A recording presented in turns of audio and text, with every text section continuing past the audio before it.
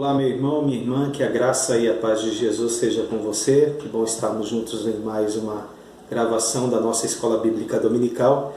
Nós estamos estudando a respeito de gente que fez, e hoje nós vamos estudar a lição número 10.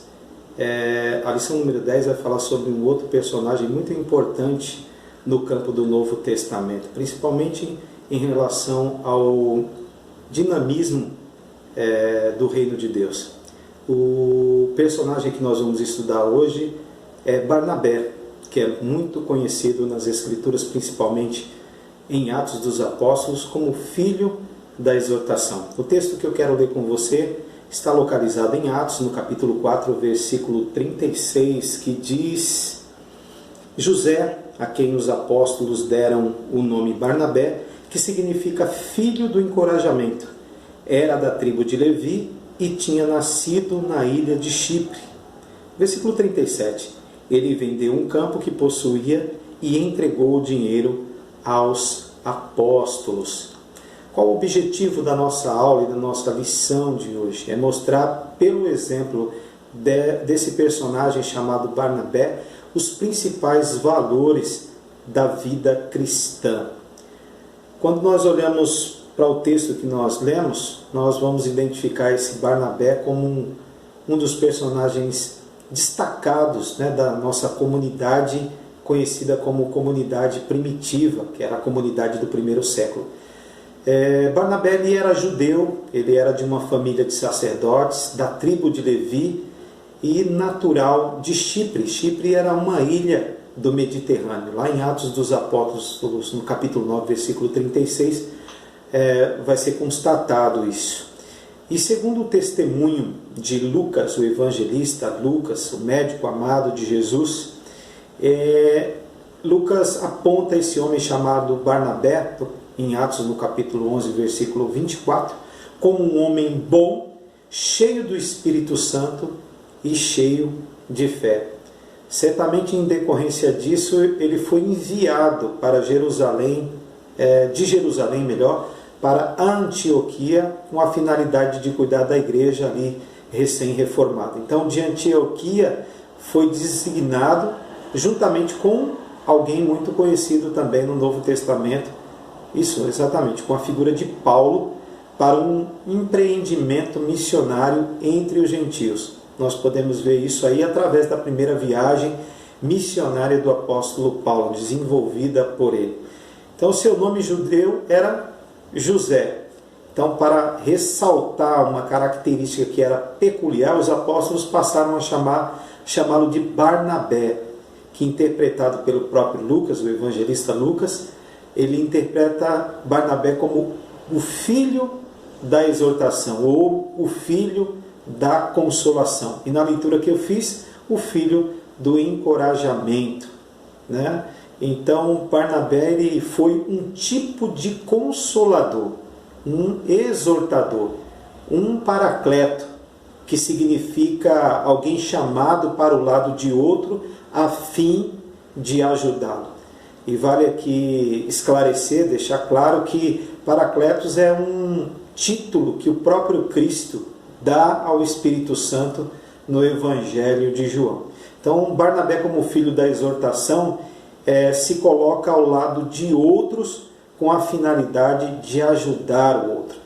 Apresentando aqui também, nessa aula de hoje, duas fortes marcas e características desse homem, que é a generosidade e que é também o discipulado. Por isso que o primeiro ponto da nossa lição de hoje é falar justamente sobre a marca da generosidade que encontramos na figura de Barnabé. Então, a marca da generosidade é uma das mais importantes dentre aquelas que foram responsáveis por tornar a comunidade cristã primitiva rigorosamente singular no seu período e na sua época. Nós podemos ver isso aí em Atos, no capítulo 4, do versículo 34 até o versículo 35, da qual quero fazer a leitura agora com você, que diz: entre eles não havia necessitados, pois quem possuía terra ou casas vendia o que era seu e levava o dinheiro aos apóstolos para que dessem aos que precisavam de ajuda. Então, a exemplo disso, a narrativa de Lucas apresenta esse homem chamado Barnabé como uma pessoa, como um indivíduo que se pôs ao lado do necessitado.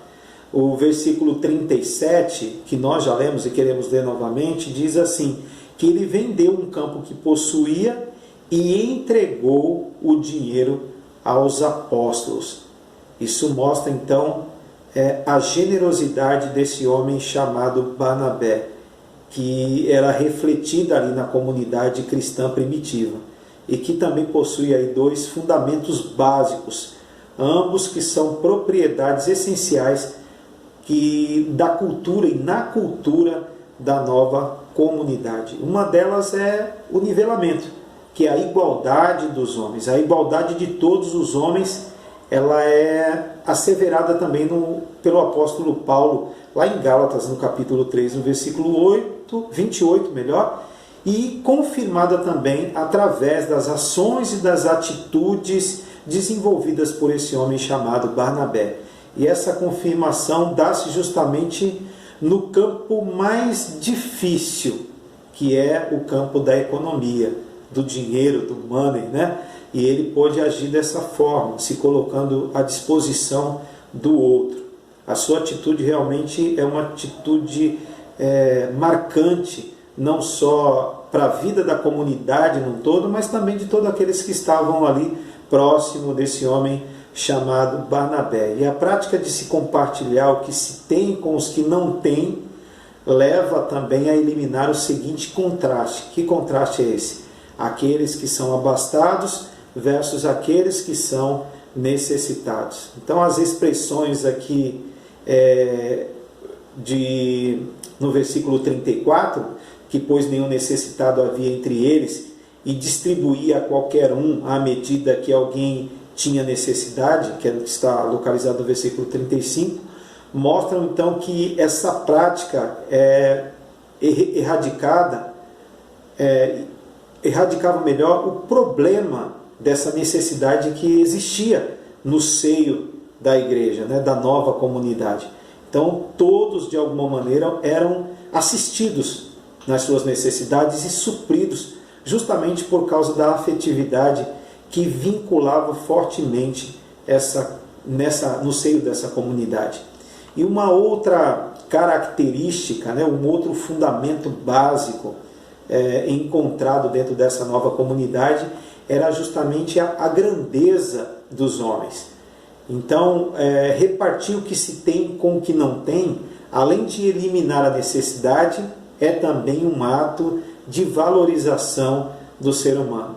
Não aqui tendo uma proposta humanista, mas uma proposta, sim, de valorizar o homem nas suas necessidades. Por isso que o primeiro ponto, né, fala justamente sobre a igualdade dos homens, o nivelamento dos mesmos. Então, primeiro, por ser totalmente voluntário. Ninguém era obrigado a fazer absolutamente nada ali. Mas a gente via por parte das pessoas que estavam compondo essa nova comunidade, e eles também implantaram essa nova cultura que era uma atitude voluntária. Então, no versículo 32 vai dizer que primeiro, por ser voluntário, então ninguém considerava exclusivamente sua nem uma das coisas que possuía. Tudo, porém, lhes era comum. Então, esse texto informa que havia quem possuísse propriedade privada. Ananias era um desses. Um exemplo totalmente contrário, né? Contrário ao exemplo desse homem chamado Barnabé. Então, Ananias não precisava vender sua propriedade, porque era uma atitude voluntária, né? E voluntariosa. Mas ele vendeu. Ele vendeu a propriedade e ele não precisava depositar o valor aos pés dos apóstolos, como está lá no capítulo 5, no versículo 4. Então, não era proibido possuir, né?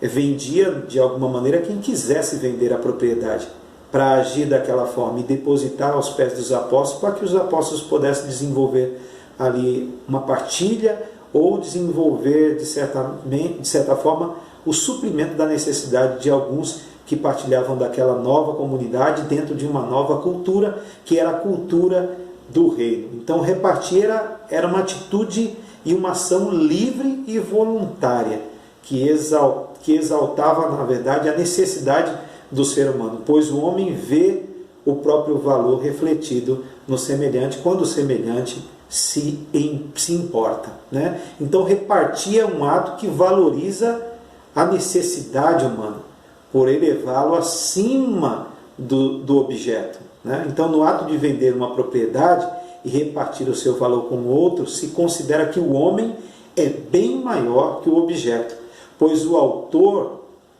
desfaz-se do objeto com a finalidade de quê? De servir o outro, de servir o homem. Então, as coisas existem para o bem-estar de todos os homens igualmente. Então a vida humana ela vale mais do que coisas.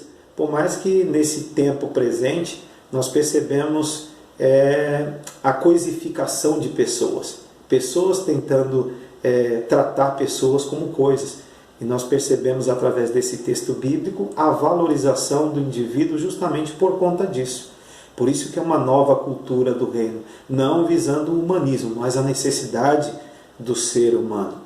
Segundo ponto da nossa lição vai falar sobre a marca do discipulado, que era uma marca também desse homem chamado Barnabé. Além da generosidade, nós vemos nele essa necessidade que ele tinha de discipular, né? Então Barnabé revelou-se um professor, um mestre, um discipulador, né? Um discipulador de uma estirpe admirável. Por isso, para isso, foi enviado a Antioquia, e também lá foi reconhecido como tal. É importante então apresentar as altruístas características do ministério de discipulador, como Barnabé foi. Primeiro ponto aqui dessa segunda marca, que é a marca do discipulador, o discipulador ele tem um interesse desmedido pelo discípulo. Ele se preocupa, por isso o envolvimento do discipulador com o discípulo, aquele que recebe o discipulado, né? Então o interesse é um interesse desmedido. Então o interesse desmedido de Barnabé aparece primeiramente quando Paulo sofre. Quando Paulo sofre uma espécie de rejeição da igreja de Jerusalém por parecer suspeito. Por que parecer suspeito? Porque Paulo era um perseguidor da igreja de Jesus Cristo. Era um homem que matava os cristãos. Isso era notório diante de todos. Então a figura de Paulo ela exalava um pouco de receio, de medo, de preocupação. Então para eles tudo que vinha do apóstolo Paulo poderia ser um meio de se envolver com o povo para de alguma maneira exercer a sua perseguição como ele fazia. Então o fato é que Paulo ele saiu de Jerusalém com a missão de perseguir os cristãos, como eu falei.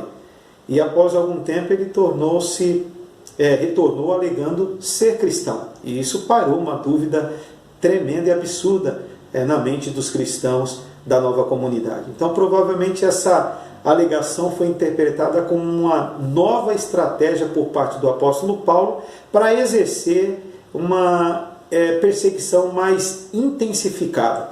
No entanto, a gente vê a figura de Barnabé numa atitude totalmente corajosa e arriscada. Ele vai e se coloca diante de Paulo para defender Paulo como uma espécie de advogado, com a finalidade de justificá-lo diante dos apóstolos, né, que estavam ali em Jerusalém. Então depois disso o que acontece?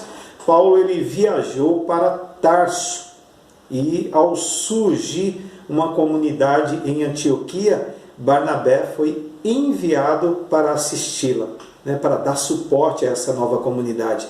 Então de Antioquia Barnabé dirigiu-se a Tarso em busca de Paulo para juntos servirem ao Senhor na igreja gentílica lá em Antioquia. Então o interesse de Barnabé por Paulo é claro, né, e mostra que enxergava valor onde todos negavam a existência desse valor. Então uma visão idêntica à de Jesus, que viu num brutal perseguidor de sua igreja um vaso de honra para o seu nome, que foi justamente assim que o próprio Cristo passou a ver a figura do apóstolo Paulo, depois do impacto da sua conversão. Quantas pessoas, então, há em nosso meio cujo potencial é grande e inexplorado?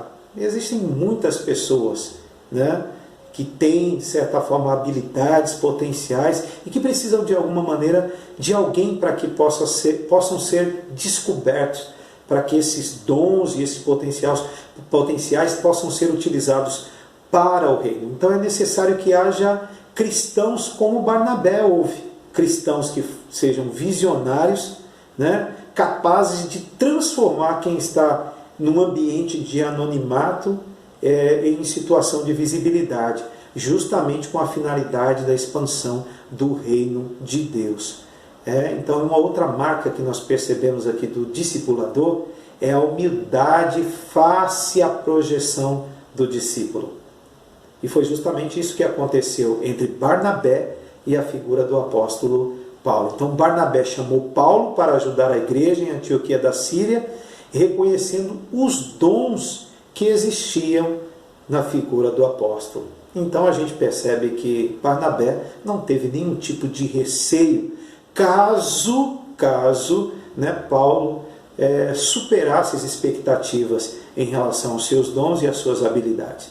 Então a gente vê que realmente a preocupação de Barnabé era o reino, a expansão do reino de Deus. Então ele estava tão dominado por uma consciência de reino que a humildade se tornou um dos seus pontos mais visíveis, mais salientes no seu ministério de discipulado. Então, naquela ocasião, Paulo já possuía uma década já de experiência cristã e também de experiência ministerial. Estava, portanto, relativamente maduro. Mas a força e a sabedoria de Paulo nunca o tornaram uma espécie de rival de Barnabé. Que interessante isso, né? Então, pelo contrário, quando nós olhamos na lição de hoje, pelo contrário, por essas virtudes, então, Barnabé viu nele um companheiro necessário para o sucesso do seu ministério. Então, o que a gente percebe diante disso é que não existia espaço para orgulho, para soberba e para autovalorização no coração de Barnabé. Mas sua preocupação era uma preocupação com o reino, com a expansão e o crescimento do reino. Por isso a sua consciência de reino o levou a ter esse comportamento humilde. Então, quando os dois foram enviados pela igreja de Antioquia para uma viagem missionária, que foi a primeira viagem missionária, logo se notou a projeção do apóstolo Paulo. Ele realizou milagres e fez alguns discursos, né? Segundo Lucas, Paulo foi crescendo e seu mestre, de alguma maneira, foi diminuindo. É interessante que quando você vai para Atos dos Apóstolos, você vê sendo notado gradativamente o nome de Barnabé. Daqui a pouco surge a figura do apóstolo Paulo. Aí você vê Paulo e Barnabé sendo citados. Daqui a pouco a ordem se inverte. Paulo e Barnabé. Daqui a pouco a figura de Barnabé ela desaparece e é onde a gente vê a figura de Paulo crescendo, né, a cada dia dentro do contexto do reino e mostrando para que o Senhor o levantou, para ser um pregador dos gentios. Então a atitude de Barnabé em relação ao discípulo é como a de João Batista em relação a Jesus. Convém que ele cresça e que eu diminua. Então essa visão de reino o situa além dos seus interesses pessoais e os de discípulo. Importa abençoar os homens e glorificar a Deus. Então, nas palavras de Paulo, em Filipenses capítulo 2, versículo 3, vai dizer que nada fazer por partidarismo. Então, isso não fazia parte dos planos de Barnabé. E isso, de certa forma, nunca abrigou o coração de Barnabé. Na verdade, não nunca. Desde o momento que ele foi impactado né, com a graça divina, a gente percebe que Barnabé teve essa conduta, essa forma de enxergar o reino.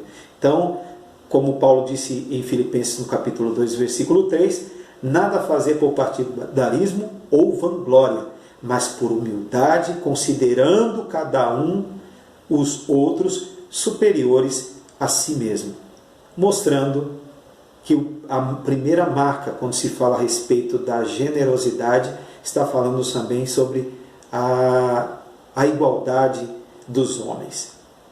Terceiro ponto, né, vai falar justamente sobre a sabedoria e a coragem para enfrentar um problema teológico. É uma das características também da marca daquele que se propõe a ser discipulador, como Barnabé foi. Então, a maioria dos primeiros crentes na igreja primitiva, ela era composta de judeus, mas depois muitos gentios também foram se achegando, né, ao corpo de Cristo, a essa nova comunidade. Passaram a ser os novos convertidos, né, especialmente em Antioquia. Então, alguns homens vieram de Jerusalém a Antioquia ensinar que a circuncisão era essencial para a salvação. Um ensino que Paulo e Barnabé contestavam. Então, a igreja em Antioquia, ela decidiu que a disputa tinha de ser resolvida em Jerusalém. Então, mandou uma delegação para lá, chefiada justamente por quem? Alguém que tinha um coração nobre. Esse homem era Barnabé. E Barnabé levando consigo Paulo. Então, para encontrar-se justamente com os líderes da igreja em Jerusalém. Então, após muito debate, onde houve ali o concílio de Jerusalém, né, Pedro usou a palavra e explicou: cremos que fomos salvos pela graça do Senhor Jesus, como também aqueles o foram. Então, no concílio em Jerusalém, em 49 depois de Cristo, Paulo e Barnabé defendem essa tese de que a circuncisão não era necessária para a salvação, e nem acrescentar a lei para que isso pudesse para que a salvação pudesse se tornar possível. Então, após ouvi-los, o Tiago, meio irmão de Jesus, que eu costumo dizer meio irmão de Jesus, né? Ele deu o seu parecer, no versículo 19 e o versículo 20. Então, Paulo, Barnabé e os outros voltaram para Antioquia, onde foi lida a carta desse concílio, desenvolvida pelos apóstolos, para a igreja e para também a alegria dessa igreja, né? Dessa comunidade, dessa nova comunidade. Então, nos versículos 25 e 26, nós vemos o alto conceito e estima que os líderes de Jerusalém dispensaram a Barnabé e a Paulo, que era rejeitado de alguma maneira. Mas você vê a importância da atitude de Barnabé em relação a defender a nova natureza do apóstolo Paulo. Então a gente percebe que eles dispensaram, né, esse conceito de estima em relação a Barnabé e a Paulo, se chamando-os, né, os nossos amados Barnabé e Paulo, homens que têm exposto a vida pelo nome de nosso Senhor Jesus Cristo. Então vemos nesse incidente uma espécie de cuidado pelo bem-estar de suas ovelhas e a preocupação de Barnabé com a sã doutrina. Ele se mostrou então um homem, além de sábio, um homem espiritual. Uma outra marca do discipulador é a persistência em face da deficiência, muitas vezes, que vai se encontrar no discípulo, né? Então, Barnabé e Paulo haviam concluído a primeira viagem missionária. Quando planejavam a segunda, surgiu o quê? Uma espécie de conflito entre os dois que resultou numa separação. Paulo passou a desenvolver o seu ministério com a figura de Silas e Barnabé passou a desenvolver o trabalho missionário junto com João Marcos. Então, o fato é que Barnabé ele insistiu em levar aquele que Paulo não queria, por enquanto, ter contato, né? Porque João Marcos não foi uma espécie de desertor, né, das funções dentro do ministério. Então Paulo ele resistiu fortemente a essa decisão, com a alegação de que João Marcos era esse desertor, aquele que desistiu, que não levou em consideração a importância de tal tarefa, de tal missão. Então Paulo relembrou o episódio ocorrido em Perge, na Panfilha, quando João Marcos abandonou durante justamente a primeira viagem, né, que está descrita ali em Atos dos Apóstolos, capítulo 13. Então ambos mantiveram-se irredutíveis em suas opiniões, a ponto de se separarem, né? Como disse, um foi para um lado e o outro para o outro lado, né? Barnabé então e João Marcos foram para uma região e Paulo e Silas para uma outra região. O erro então de João Marcos é fato, não temos como negar isso. A reação de Paulo, porém, ela parece errada se considerarmos o que ele diz anos depois sobre esse rapaz João Marcos, quando ele pede para a ajuda para que envie João Marcos para eles depois de um certo tempo. E disse que João Marcos lhe era útil. João Marcos talvez não era útil naquele momento justamente pelo fato de ter sido um desertor, de ter sido abandonado tudo, ter ido embora, né? Mas Paulo, naquele momento, já mostra um olhar totalmente diferente para João Marcos, talvez pela postura diferente que o João Marcos tenha tomado. Então, Paulo diz, né, lá em 2 Timóteo capítulo 4, versículo 11, me traga João Marcos, pois me é útil, olha que interessante, útil para o ministério. Um homem que era rejeitado passou a ser solicitado pelo mesmo homem que disse que naquele momento ele não era útil. Então, ao rejeitar a companhia de Marcos, Paulo lhe negou uma segunda chance. Assim, Paulo então quebrou a parceria com seu companheiro, que era Barnabé, visto que por sua característica peculiar de consolador, esse Barnabé não se negou a oferecer uma nova oportunidade a quem havia tropeçado.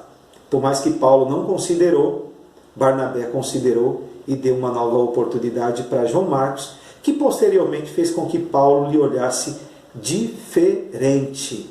Então, no reino de Deus, entenda isso, que não podemos descartar, né? Principalmente aquele que Deus levantou e lhe fez ter uma nova postura, um novo posicionamento. E é interessante que sempre vai ter alguém disposto a abraçar essa pessoa e fazer com que essa pessoa mude, né, totalmente. Então, como Jesus Cristo, Barnabé não esmagou o caniço quebrado e não apagou a mecha, né, que fumega, né, no capítulo 12 de Mateus, capítulo 20. Exercer, então, misericórdia precisa e deve ser um princípio indiscutivelmente válido para nós que somos cristãos. Principalmente como Barnabé exerceu. Ele fez isso com João Marcos. Né? Que nós possamos ter isso como exemplo para a nossa vida também. Então, pela misericórdia, esse Barnabé transformou uma pessoa que era totalmente inútil, perceba isso, alguém totalmente inútil em alguém muito, muito útil ao ministério do apóstolo Paulo. Então, por todas essas coisas, confere-se então a Barnabé o título que lhe foi atribuído pelos apóstolos. Está aí.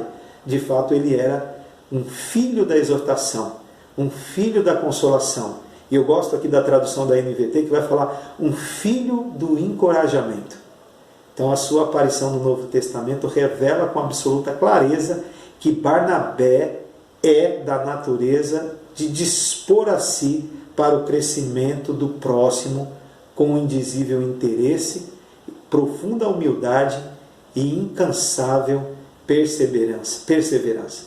Também é para a natureza de dispor a propriedade para o bem-estar dos outros por considerá-los seus iguais e da mesma grandeza e glorificar a Deus. Que Deus nos dê então a graça para imitarmos esse homem chamado Barnabé, né, que teve uma aparição no Novo Testamento que revelou essa clareza, né, sobre a sua natureza de se dispor de si para o crescimento do próximo, com esse indizível interesse, com essa profunda humildade e com essa incansável perseverança.